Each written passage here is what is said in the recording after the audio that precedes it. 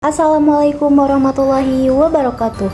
Shalom, Om Swastiastu, Namo Buddhaya, salam kebajikan, salam sejahtera untuk kita semua. Halo semuanya, saya Fresila Aulia dengan NIM P27904124024, kelas STR 1A Poltekkes Kemenkes Banten. Di sini saya membuat video ini untuk memenuhi mata kuliah Praktikum Ilmu Biomedik Dasar dengan dosen pengampu Bapak Osep Yasir Al-Munsiri. Nah, di sini aku akan menjelaskan tentang struktur organ reproduksi pada wanita dan juga pria. Nah, sistem reproduksi pada manusia baik pria maupun wanita memiliki struktur organ internal dan eksternalnya masing-masing. Setiap organ dalam sistem tersebut memiliki fungsi yang berbeda-beda. Simak penjelasan berikut ini untuk mengetahui lebih dalam tentang reproduksi pada manusia.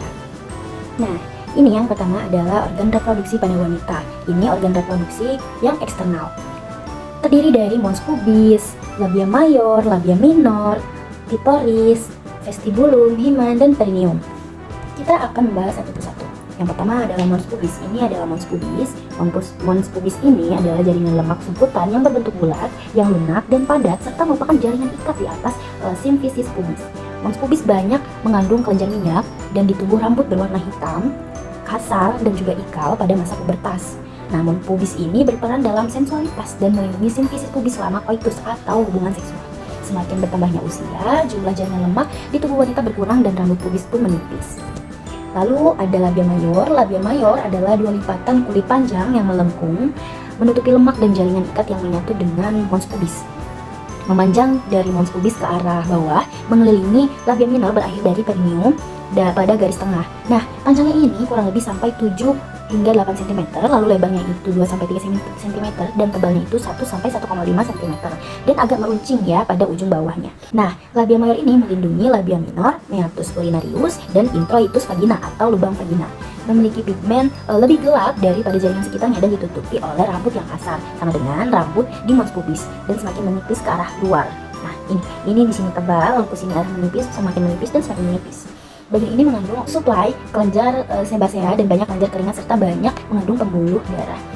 Di labia minor ini terletak di antara dua labia mayor dan merupakan lipatan kulit yang panjang dan sempit. Nah, selanjutnya adalah labia minor. Labia minor ini terletak di antara dua labia mayor dan merupakan lipatan kulit yang panjang, sempit, dan tidak berambut yang memanjang ke arah bawah dari bawah klitoris dan menyatu dengan forceps. Dari sini klitoris ke sini. Pembuluh darah yang banyak membuat labia berwarna merah, kemerahan, dan memungkinkan labia minor ini membengkok bila ada stimulus emosional dan stimulus fisik. Dan ini tuh merupakan ruangan antara kedua labia minor disebut vestibulum. Lalu ada klitoris. Ini ada klitoris yang dimana organ ini tuh pendek dan berbentuk silinder dengan ukuran kurang lebih 6 x 6 mm dan erektil yang terletak di bawah arkus pubis. Dan ujung badan klitoris ini dinamakan glans dan lebih sensitif daripada badannya. Nah, itu jika seksualitas kita terangsang, ini tuh ada berada di klitoris. Satuan kita secara seksual terangsang, glans atau klitoris ini membesar seperti itu. Terus klitoris ini juga ditutupi oleh lapisan kulit, yaitu epidermis tipis yang kaya dengan saraf sensorik. Di sini tuh banyak sekali syarafnya. Yang syarafnya banyak itu terletak pada klitoris di sini. Menurut seksolog Jess O'Reilly yang juga pembaca acara Sex with Dr. Jess Podcast, klitoris lebih dari sekedar sebuah titik yang berada dalam vulva. Klitoris juga sesungguhnya memiliki dua kaki, dua pentol, hulu, kelenjar, saraf, pembuluh darah, dan poros. Lalu ada vestibulum. Vestibulum berbentuk lonjong terletak antara labia minora, klitoris, dan fourchette. Vestibulum terdiri dari dua muara uretra, kelenjar parauretra atau vestibulum minus atau scan, vagina, dan kelenjar paravagina, vestibulum maius, vulvagina atau bartolin. Permukaan vestibulum juga menipis dan agak berlendir, mudah teritasi oleh bahan kimia, panas, dan friksi. Atau memakai celana jeans yang ketat juga itu akan membuat permukaan vestibulum itu mudah teritasi. Lalu ada hymen. Hymen ini merupakan lipatan yang tertutup mukasa sebagian, bersifat elastis tetapi kuat dan terletak di sekitar introitus vagina. Pada wanita yang perawan, hymen dapat menjadi penghalang pada pemeriksaan dalam, pada insersi tampon, menstruasi atau koitus. Dan hymen ini merupakan berbentuk seperti sarang laba-laba ya, sangat tipis. Nah, hymen ini bersifat elastis sehingga dapat mudah robek. Nah, terkadang hymen menutupi seluruh orifisium yang menyebabkan hymen itu tertutup secara abnormal. Setelah pemasangan alat, pemakaian tampon atau melahirkan pravagina, dapat terlihat sisa robekan hymen. Nah, berarti hymennya itu masih terlihat gitu ya, robekannya.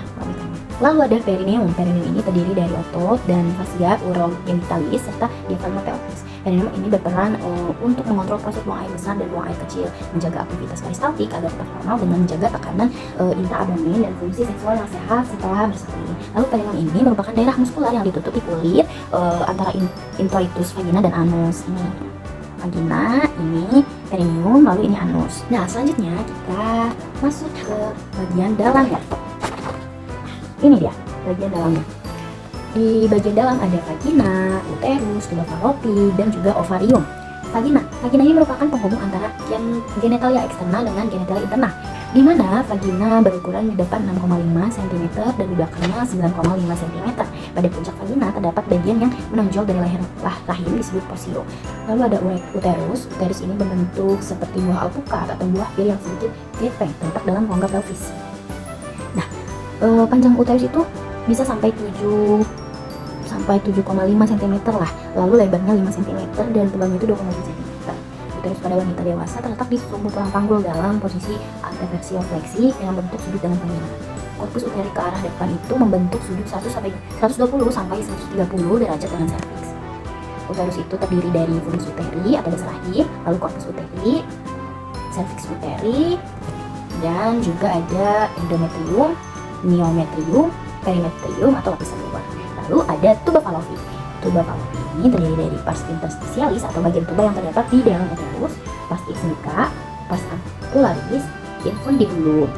Lalu tuba fallopi ini yang mengarah ke ovarium.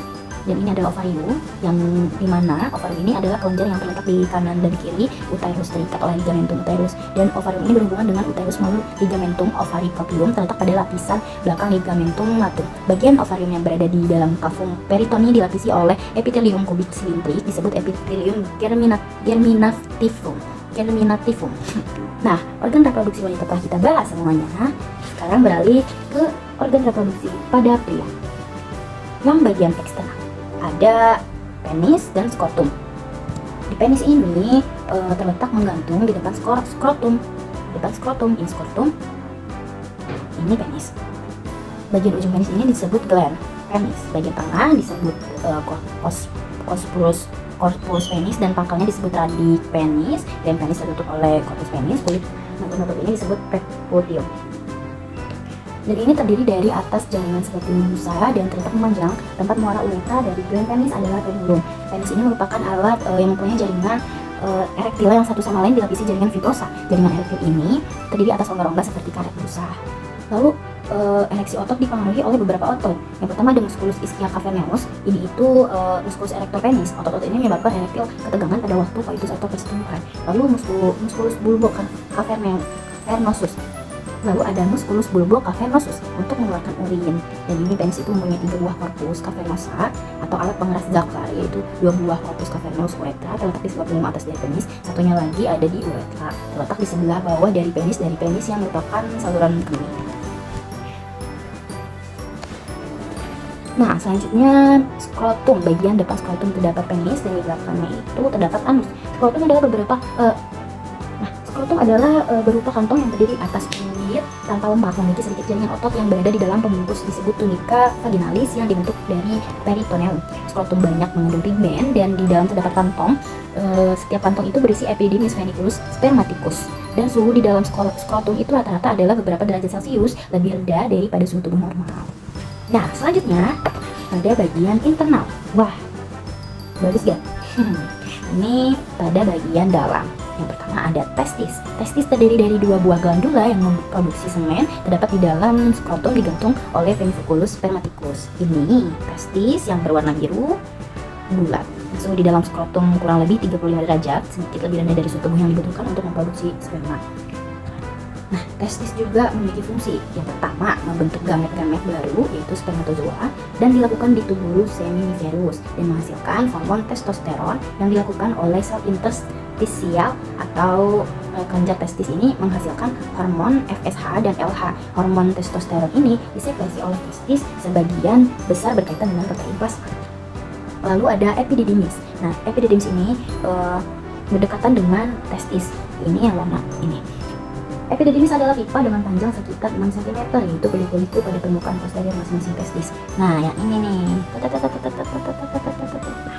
Dalam epididymis ini, sperma mengalami maturasi lengkap dan pelajarnya mulai berfungsi. Nah, fungsi ini sebagai saluran penghantar testis, mengatur sperma sebelum diejakulasi dan memproduksi semen. Lalu ada ductus ejaculator. Ductus ejaculator berjumlah 2 buah. Pada sisi lain dari garis tengah masing-masing ductus akan membentuk gabungan vesicula seminalis dan ductus deferens. Nah, ini. Dan panjangnya itu 2 cm mulai dari lobus medialis basis glandula prostata berjalan ke depan bawah di antara lateralis dari utriculus prostaticus berakhir ke dalam pinggir utriculus. Dan ductus ejaculatoris ini menerima sperma dari ductus deferens dan sekresi vesicula seminalis di sisinya. Kedua ductus ini bermuara di dalam uretra. Lalu ada vesicula seminalis. Ini itu terdiri dari 2 ruangan di antara fundus kantung kemih dan rektum berbentuk piramid, sedangkan permukaan posterior ini terletak di atas rektum yang dipisahkan oleh fascia recto vesicalis, dan panjangnya itu sekitar 5-10 cm dan merupakan kelenjar sekresi yang menghasilkan zat nukleoid. Lalu ada kelenjar prostat. Kelenjar prostat ini terdapat di bawah orifisium uretra interna dan sekalian permukaan uretra yang melekat di bawah kandung kemih dalam rongga pelvis di bawah posterior symphysis pubis. Nah, kelenjar prostat. Ini kelenjar prostat. Fungsi kelenjar prostat adalah mengeluarkan cairan alkali seperti susu yang mengandung asam citrat yang berguna untuk melindungi spermatozoa terhadap tekanan pada uretra. Lalu ada kelenjar bulbouretralis. Ini itu disebut juga glandula Cowper. Glandula bulbouretralis ini terletak di belakang lateral pars membranacea uretra, di antara kedua lapisan diafragma urogenitalis dan di sebelah bawah dari kelenjar prostat dan bermuara ke dalam uretra. Nah, kelenjar ini berfungsi untuk mensekresikan cairan yang berfungsi sebagai kolimas, dan sekresinya itu bersifat basah dan akan menyelimuti bagian dalam uretra sesaat sebelum ejakulasi. Nah, akan menetralisasi keasaran urin yang mungkin keluar. Lalu ada uretra. Uretra merupakan saluran kemih pada pria yang sekaligus merupakan saluran ejakulasi atau mani dan memiliki bagian terpanjang yang tertutup oleh penis. Ini ada. Nah, yang panjang ini adalah uretra. Uretra itu panjangnya berkisar 15-25 cm dan dibagi menjadi 3 bagian, yaitu prostati, membranosoa, dan dibagi menjadi 3 bagian yaitu prostati, membranosa, dan spongiosa.